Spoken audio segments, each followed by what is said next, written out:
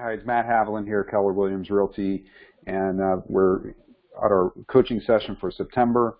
And I sent an email out to all of you, and I said, what topics do you want to learn about?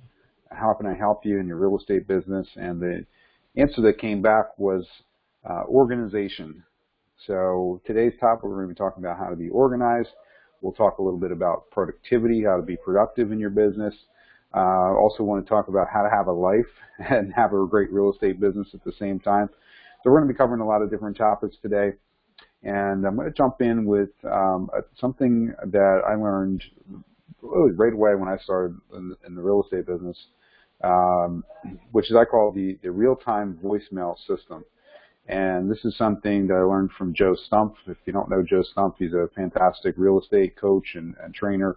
And this is one of his systems in order to help agents be productive and be organized. And, I think real estate agents, it seems like to me, have a tendency that they have to answer the phone all the time. And it can be really almost like an addiction. You got to have. I've heard of one agent locally who had two cell phones. He had one strapped to each side. It's almost like two guns here.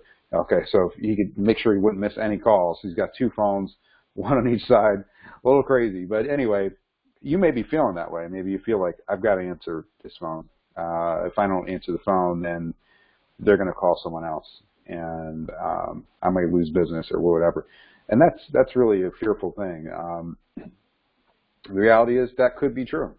Maybe someone will use someone else. But if that person can't, wait for a response back, then maybe that's not the right client that you want to be working with to begin with. So the real-time voicemail system is basically a way that you can change your voicemail each day and almost have a personal secretary. Because what you're doing is you're leaving a message each day. You're telling people that are calling you, you're letting them know exactly what time you're available to return calls. And you're also asking for referrals as part of that. And there's a lot of magic words, as Joe Stumpf likes to say, that are involved with this script. I'm going to go through it with you. I'm going to share my screen with you. And then if you'd like, I can send you a copy of this Google document. That way you can edit it, print it out, use it, make it your own. So I'm going to go ahead and share my screen now, and then we'll take a look at that.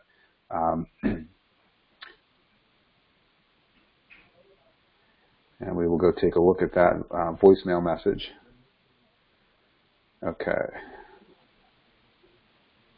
So if you can see this, this is the message that I'm currently using. This was for today's message. And I'll read that in case you can't read that print on here. Just basically says, thank you for calling. This is Matthew Haviland, your personal real estate consultant for life. Today is Tuesday, September 26th, because right now I'm helping people who need my best advice and most accurate interpretation on what's happening in the real estate economy right now. I'm not available to answer your call.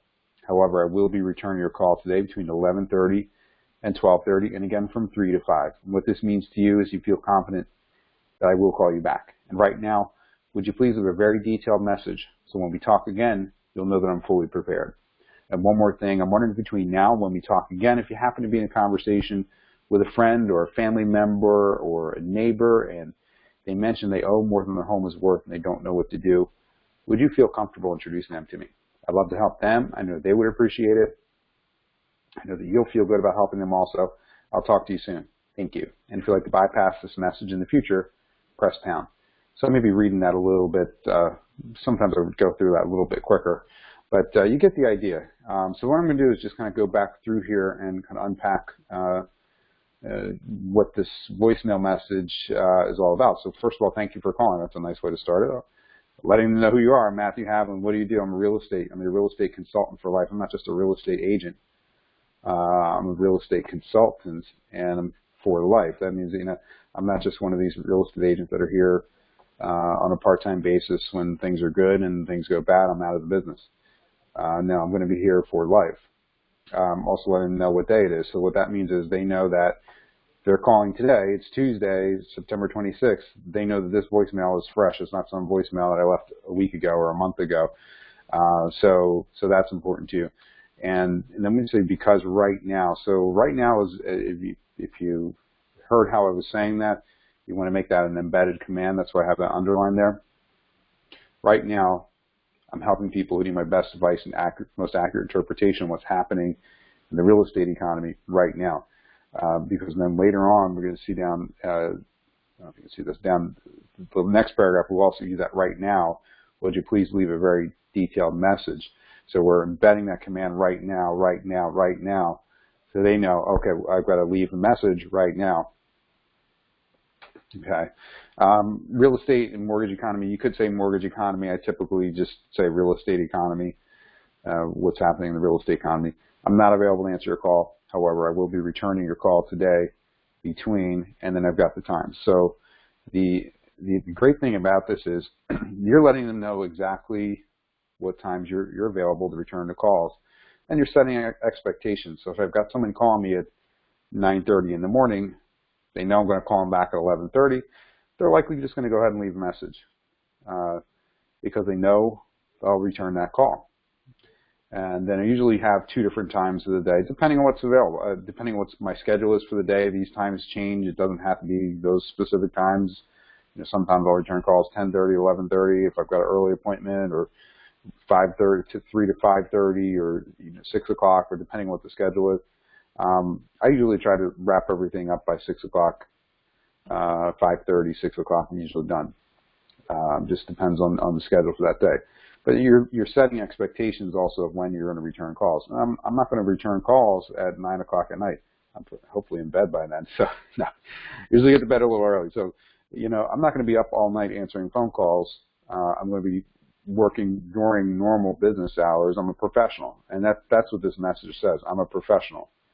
I'm not going to have some kind of voicemail message that's very vague, that doesn't really provide a lot of confidence that you are going to return the call back. So if we go into the next section, what this means to you is you can feel confident that I will call you back. And here you are listening to a message. It says exactly what you're doing right now. It says exactly what time you're going to return the call. You can feel confident I'm going to return that call. And right now, would you please leave a very detailed message? So when we talk again, you'll know that I'm fully prepared. And I do get people leaving very detailed messages. So that could be, sometimes it's 1 minute, 2 minute long messages. And that's helpful because I can be prepared. I'll know why they're calling and know what kind of information they're looking for. When I call them back, I'll have it all ready. And then here's the great part about this voicemail message too is one more thing. I'm wondering if between now and when we talk again, if you happen to be in a conversation with a friend or family member or neighbor and they mention whatever the case is. So what I've done is I set a little, if you can read this here, I've set a schedule. So Monday, that message would be, and they mention you're thinking of downsizing to a smaller home. Would you feel comfortable introducing it to me? Tuesdays, they owe more than their house is worth and they don't know what to do. Wednesdays, their family's expanding and they need a larger, more spacious home. Thursdays, they're relocating. Friday, they're looking to buy their first home. Saturday, they want to invest in real estate. Okay, so these would be messages that I would leave. Would you feel comfortable introducing them to me? I'd love to help them. I know they would appreciate it. I know that you'll feel good about helping them also. I'll talk to you soon. Thank you. So this is saying, I'd love to help them. They would appreciate it, and you'll feel good about helping them also.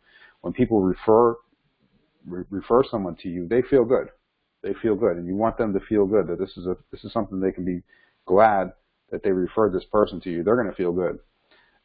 So this language is just is awesome language. Again, Joe Stump is one of the masters of language here to be able to put this together in such a way that it really works. I'll talk to you soon. Again, you want to pause. So that I've got the 3 dots there. Pause. I will talk to you soon. Pause. Thank you.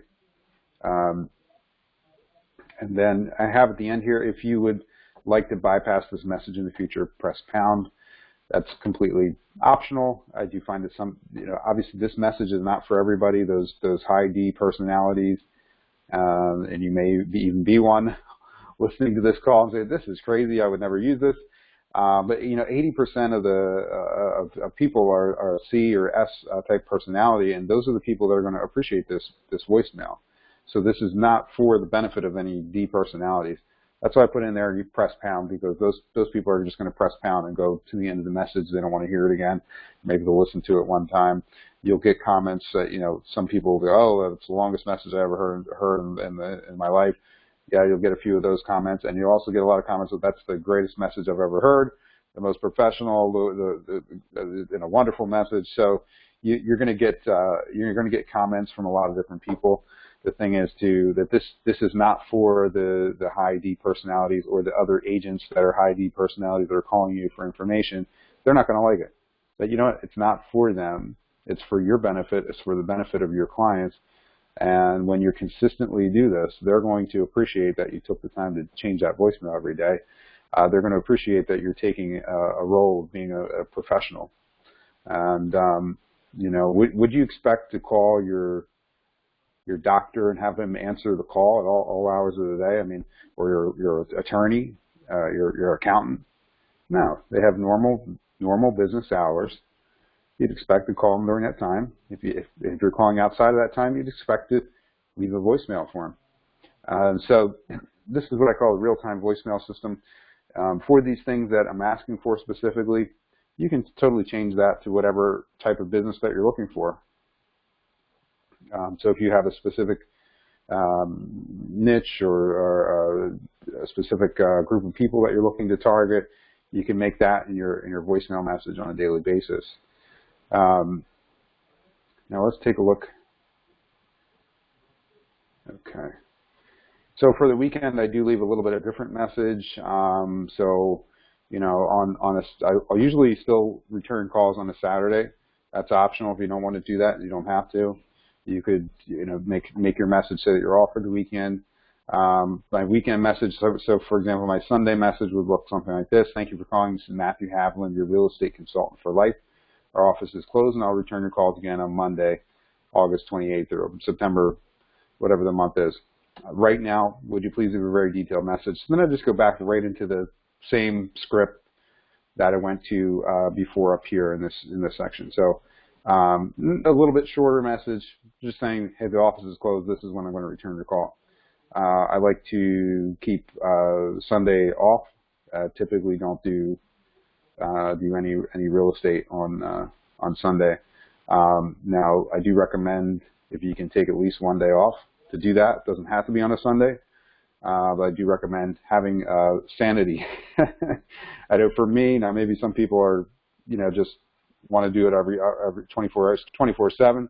But for me, I need that time to be able to relax, to be able to kind of unwind, to be able to have some family time, to not be, you just not worry about answering the phone for that day. And I need that recharge time just to be able to recharge mentally, physically, and I take it spiritually, going to church for that Sunday as well. So that's important to me. It's something I highly recommend. Would be taking that day off and taking that time off. Also, if you're going to be doing a class, you can let them know, all right, I'm going to be in a training class today. I'll return the calls at this time. So it's good to let people know. And then so if you're at a class, you're letting them know the benefit of what you're learning and how it's going to help them as your clients. So there's also a voicemail for vacation and things like that. So I'm going to unplug this for now. Okay, so I'm going to stop that screen sharing. So hopefully that's helpful. Again, we call that the real-time voicemail system. Something again learned from Joe Stump.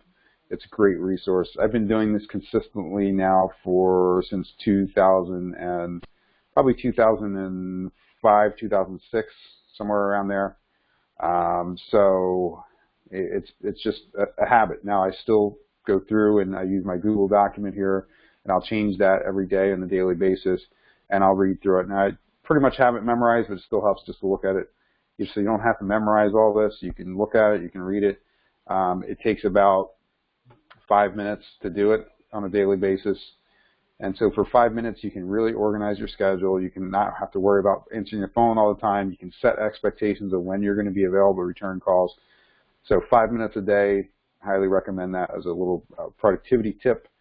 And again, email me or contact me if you'd like me to send you that document, and I'll be happy to share that with you. So I just finishing up here, talking about vacation. When you're on vacation, you have a vacation responder. And I know some real estate agents that really don't take a vacation. And I think this is a problem, okay? So, and sometimes you feel like, I just don't have the time, or, I don't have someone that can handle the business for me while I'm away. So there, you might be feeling that way. But the truth is you can find someone to help you. Now I'm fortunate enough to work with my father and mother. And so that's been a great blessing, because when I'm away, my dad will fill in for me. When he's away, I'll fill in for him and help whatever we might need. So that works great. But you might have, okay, well, I'm not working with a team. I'm working by myself. So I really can't do it. Well, you can. I mean, even when both myself and my father are away, mom's away, we're all away together. We have another agent in the office that we trust and respect, and that he fills in for us. And very simply, we kind of let him know what's going on, what kind of business we have going on at that time while we're gone, and then he would attend appointments or closings or whatever he might need during that time when we're away. And then we just ask him to kind of keep track of what he's doing and how long it's taking him, and then we pay him. Excuse me.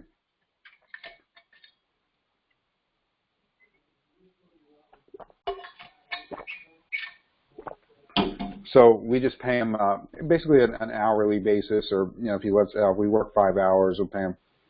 We just work something out reasonable. So that's definitely an option. I think everybody can find someone that you trust or respect to handle your clients for you while you're away. I think everyone should have that vacation time, even if you're, maybe you're a new agent, you're starting out, and I don't have the resources to go away somewhere for a week. But just staycation or do something local or something, on a smaller scale basis when you can. Again, it's important to have that time just to recharge. And I like to try to get away out of the area, so I'm far enough away that no one can bother me and say, "Oh, can you show me this house?" And that's if you don't want to get you don't stay too close, otherwise you can get sucked back into to the real estate. So you want to get yourself far enough away that you're out of the area. So, all right. Okay, so I want to talk about a few other things that an area that I think can be hopefully a help. That I see an area of organization that a lot of real estate agents are, maybe people in general, salespeople, they're not keeping track of the leads that are coming in, and you're writing it down on a piece of paper, you're writing it down on a sticky note, and then you lose the paper, you lose the sticky note, and I forgot to call that person. You find it 2 months later, and you say, "Oops. Ooh, what happened here?" So, so we want to avoid that.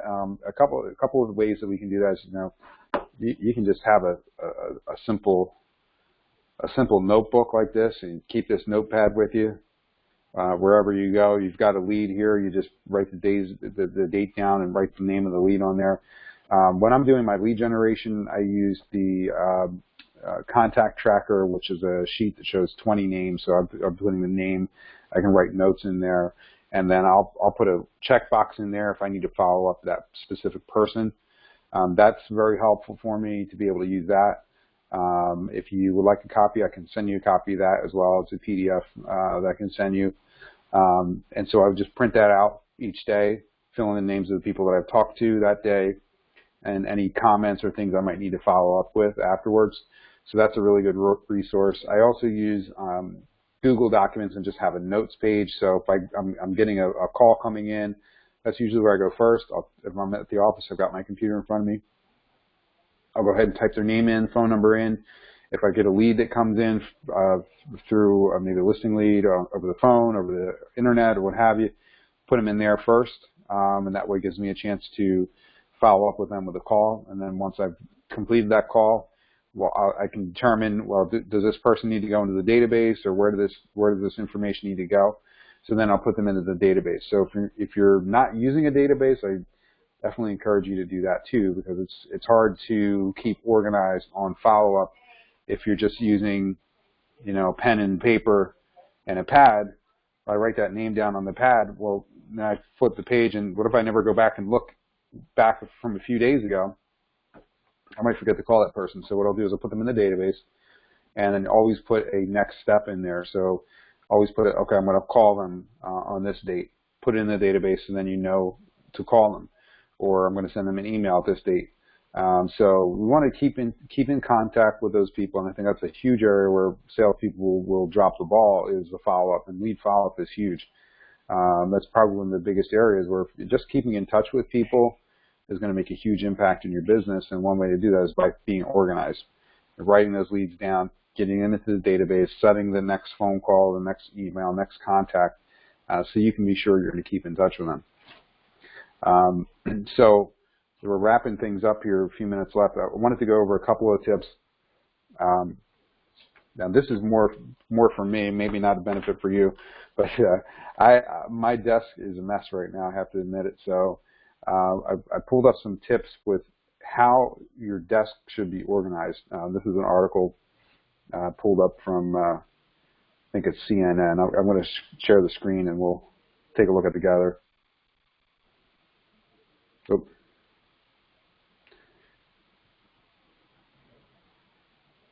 Okay, let me see if I can pull it up here.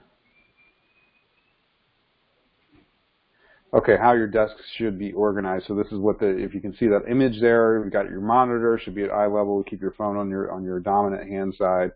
Have some white space there so that you can put something you're reading or working on right there in that white space. Keep your supplies limited. Not too many personal photos or things that might distract you on the desk, and having files organized, related papers that you may need to get to on a regular basis. And so we want to be able to set a space that works well, keeps you organized, sets the tone for productivity at work. And surveys show the average person loses an hour a day to disorganization. That can be very true. And it takes less time just to stay organized. So get your layout right. That's as far as where you're putting things in your desk, in your areas. Be careful of your office supplies and not putting too much in there, just what you need for the day. Go easy on the reminders. You don't want to have too many sticky notes. Keep that to a moderation. And don't go overboard with personal knickknacks. Things like that can be a distraction as well.